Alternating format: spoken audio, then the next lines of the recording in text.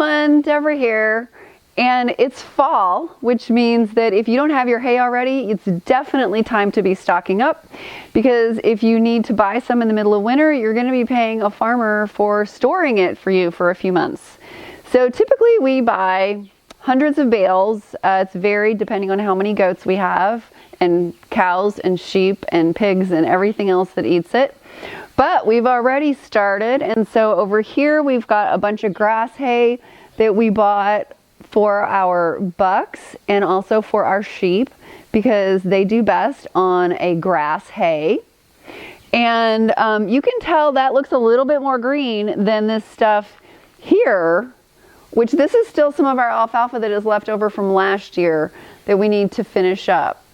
And it gets bleached. The color gets bleached out of it as it sits here. Now, the only thing that's getting bleached out is the outside. This is what the inside of one of these bales looks like. Now, I tell people that when you buy hay for your goats, you need to buy green hay.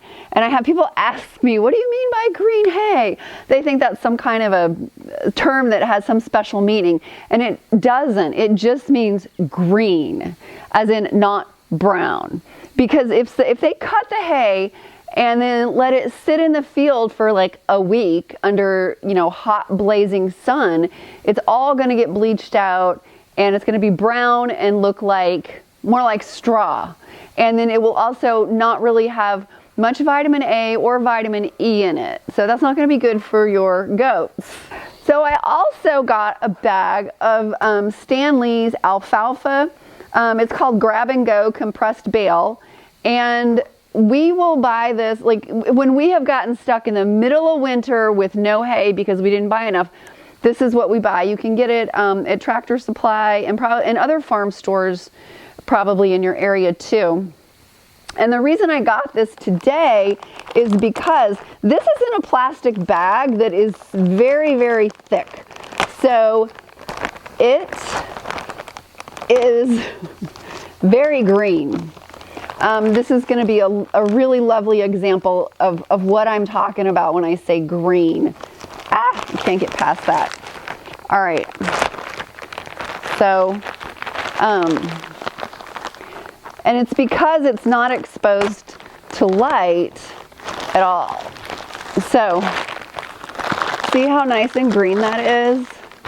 Because they cut it and then they bale it fairly quickly so that it doesn't have time to get bleached out by the sun when it's sitting in the field. Now, people ask sometimes the difference between alfalfa and grass. Remember I said the grass hay we give to our bucks, which is our male goats, which would also be wethers, which would be castrated males, and also our sheep get that. After our sheep give birth, we'll give them alfalfa for the first month or two when they're making milk and they need the extra calcium and protein.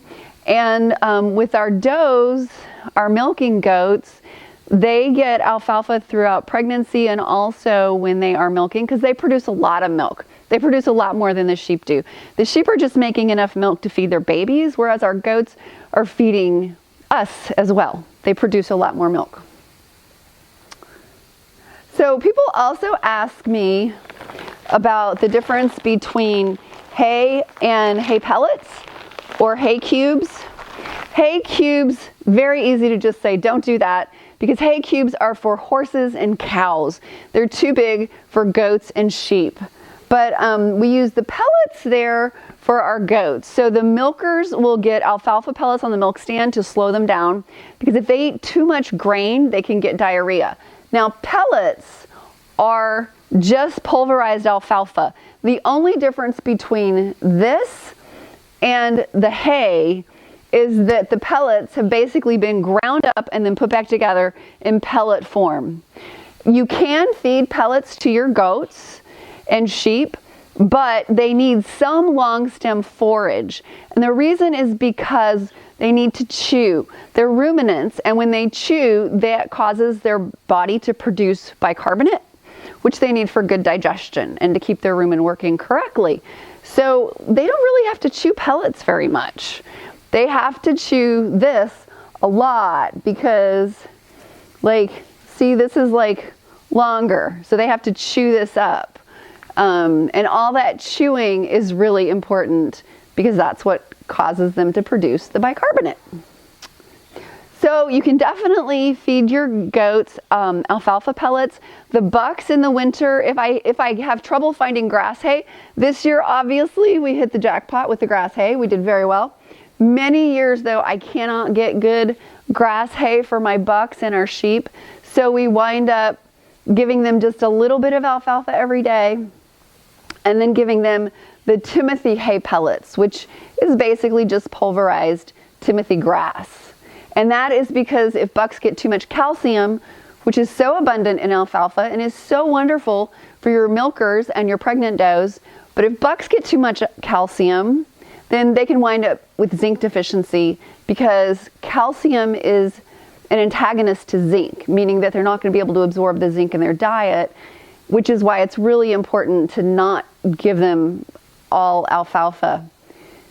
So when we run out of grass hay, or if we're not able to buy enough grass hay, then we can get the grass hay pellets and just give them a little bit of alfalfa a couple times a day so that they have to do all that chewing so that their rumen keeps working correctly, but then give them the grass hay pellets to keep them from getting too much calcium.